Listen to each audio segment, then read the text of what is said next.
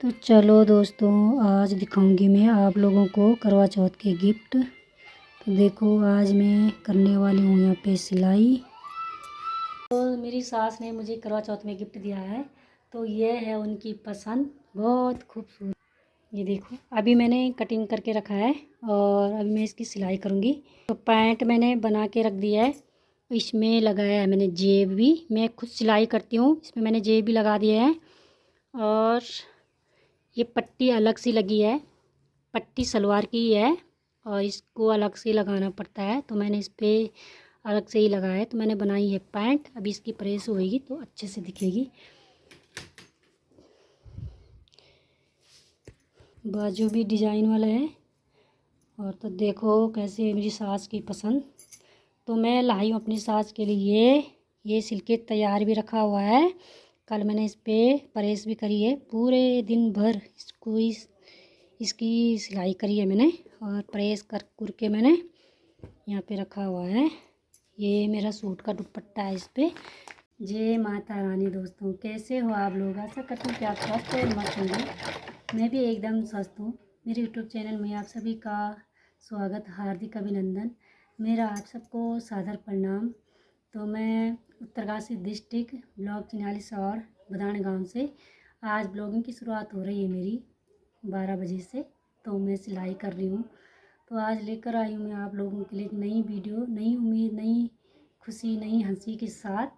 तो देखो, आज मैं आ रखी हूँ सिलाई करने, बहुत ही मुश्किल से टाइम मिला है। तो मैं सिल रही हूँ अभी जो सासू जी ने लाया था मेरे लिए करवा चौथ का गिफ्ट। तो ये देखो, सासू जी की पसंद, ये मैंने लाया है सासू जी के लिए। और ये मैंने सिल के यहाँ पे कल ही सिला है, सिल के प्रेस भी कर रखे है। तो ये सासू जी ने लाया है मेरे लिए गिफ्ट, करवा चौथ का गिफ्ट।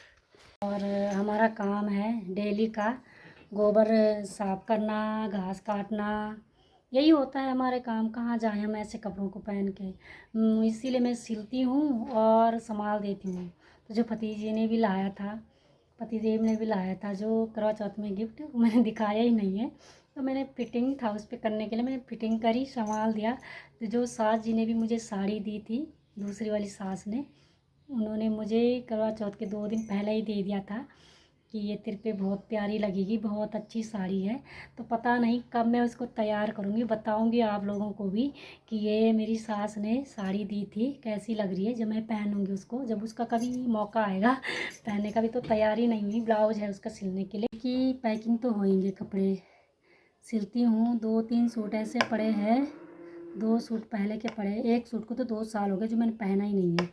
शॉल वाला है, गर्म ही सूट है, तो पहनने का मौका ही नहीं मिला। कहीं जाने का मौका मिलता है नहीं, कहीं जाने का होता भी नहीं है, तो पहना ही नहीं। एक सूट दूसरा है, पिछली जून में दिया था, उसको भी 2 साल हो ही गए। देवरानी ने गिफ्ट दिया था, दिल्ली वाली देवरानी ने। तो वो भी मैंने सिल के पैक हो रखा है। और अभी जो सासू जी ने मुझे, दूसरी सासू जी ने साड़ी दी थी बहुत ही प्यारी, वो भी मैंने अभी कंप्लीट नहीं करी। मैंने सोचा शादी है यहाँ पे, जिठानी की बेटे की भी है और एक जिठानी की बेटी की भी है, 2 शादी है यहाँ पे। बेटी की, जो जिठानी की बेटी की है, जो लड़की की शादी यहाँ पे तो नहीं है, यहाँ पे महिला संगीत है और देहरादून में शादी है, तो बेटे की है यहाँ पे। तो मैंने सोचा कि क्यों ना मैं साड़ी को भी तैयार करूँ, पर देखती हूँ टाइम लगेगा जब। तो सूट तो मैंने सिल दिया है। तो कह रही हूँ कि एक सूट 2 साल का पहले का पड़ा हुआ है, वो भी मैंने पहना नहीं है। एक देवरानी ने दिया, दिल्ली वाली ने, वो भी मैंने पहना नहीं है। तो एक पति जी ने भी लाया था, स्वामी जी ने, करवा चौथ का गिफ्ट, वो मैंने दिखाया नहीं है आपको।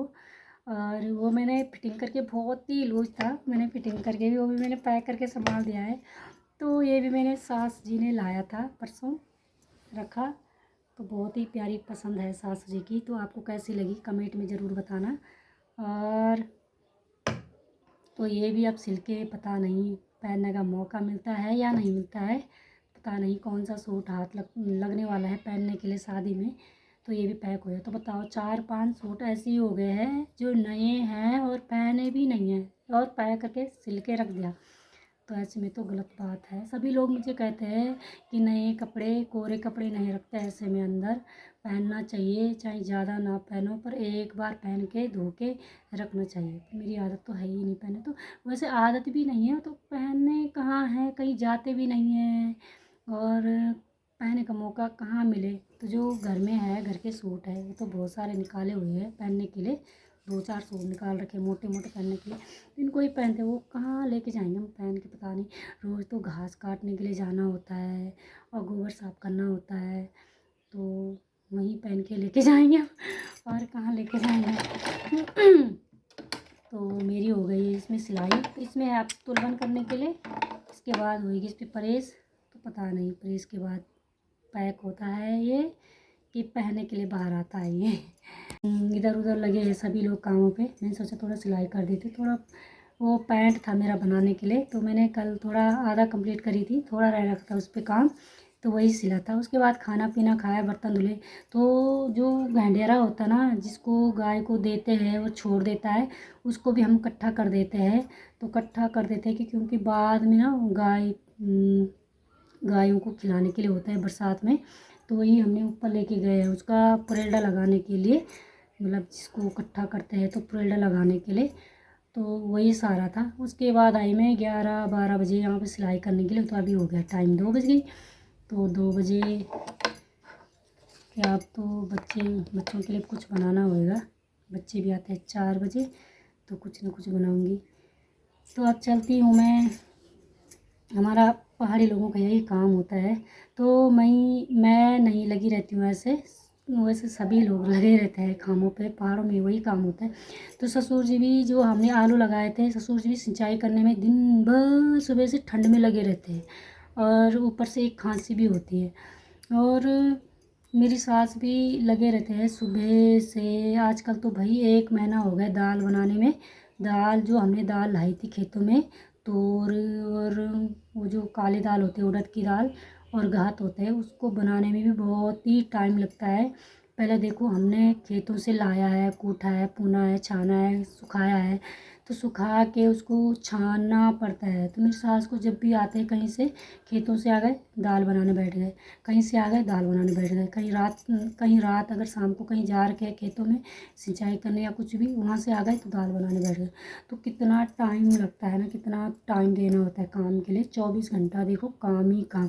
हमारे लिए तो पहाड़ों वालों के लिए ना, हमारे पहाड़ी लोगों के लिए तो 24 घंटा भी कम पड़ जाते हो काम काम काम के लिए।